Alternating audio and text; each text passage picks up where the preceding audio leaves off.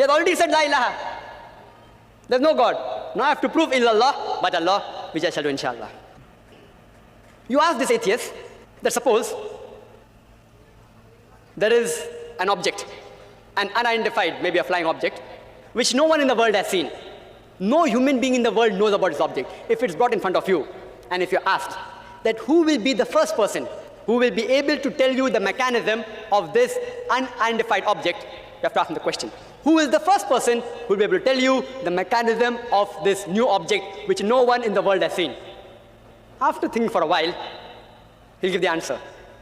The person who will be able to tell you the mechanism, the first person, is the creator of that object. Some may say manufacturer, some may say producer. Whatever they say, don't grapple with the word, accept it. It will be somewhat similar, either creator or producer or manufacturer. But remember what he has told you, keep it in your mind. Then ask him the next question.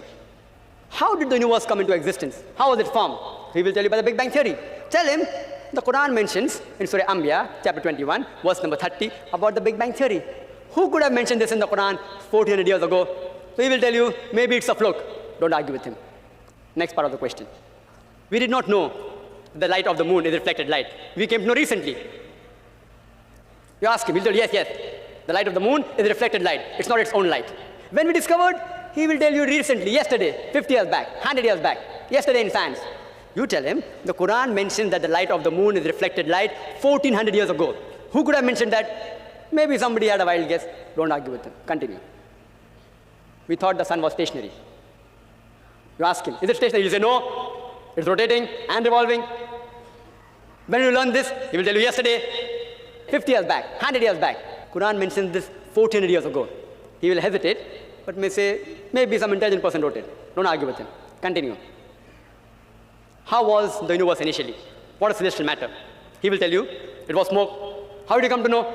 We have got proof, we have got evidence. You tell him, Quran mentioned this 14 years ago. Who could have mentioned that? He will hesitate.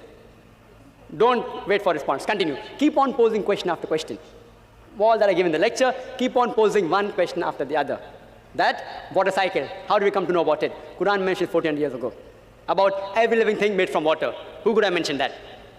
Quran speaks about botany, the male and female. Who could have mentioned that? Pose one after the other and ask the question, who could have written that? Then you tell him that there's a theory known as theory of probability. That if you have two choices, out of which one is right, the chances that you will make the correct choice just at random is 1 in 2. For example, if I toss a coin, it can either be heads or tails. The chances that I'll be right will be 1 in 2. If I toss it twice, the chances that I'll be right both the times will be 1 upon 2 multiplied by 1 upon 2, that is 1 upon 4, 25% chance.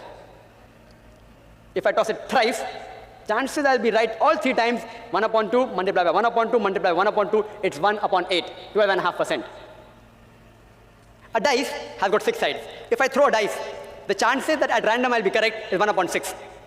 If I throw it twice, the chances that both the time I'll be right will be 1 upon 6 by 1 upon 6, 1 upon 36. This is called as theory of probability. If I throw the dice twice and then toss a coin, all 3 being right will be 1 upon 6 by 1 upon 6 by 1 upon 2 is 1 upon 72. So you ask him, the chances maybe, if you ask, what is the shape of the earth?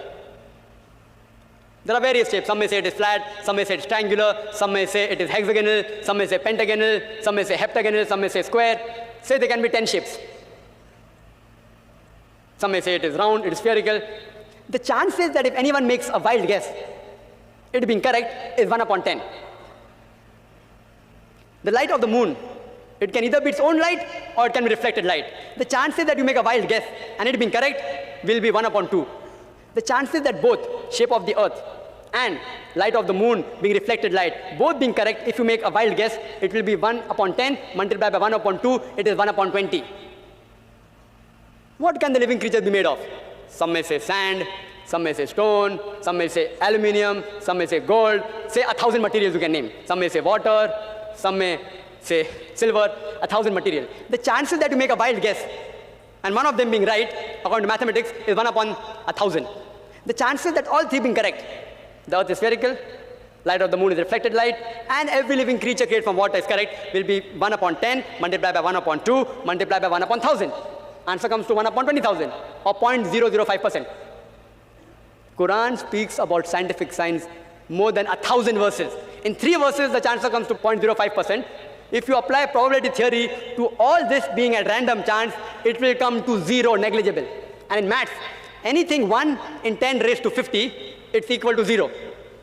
So you ask your atheist friend, who could have written this? The only answer he can give you is this first answer, the creator, the manufacturer, the person who has produced it. That's the only answer. There's no other answer. What science is saying today is they are not eliminating God. They are eliminating models of God. La ilaha illallah. They are not eliminating God, but models of God. I hope that answers the question.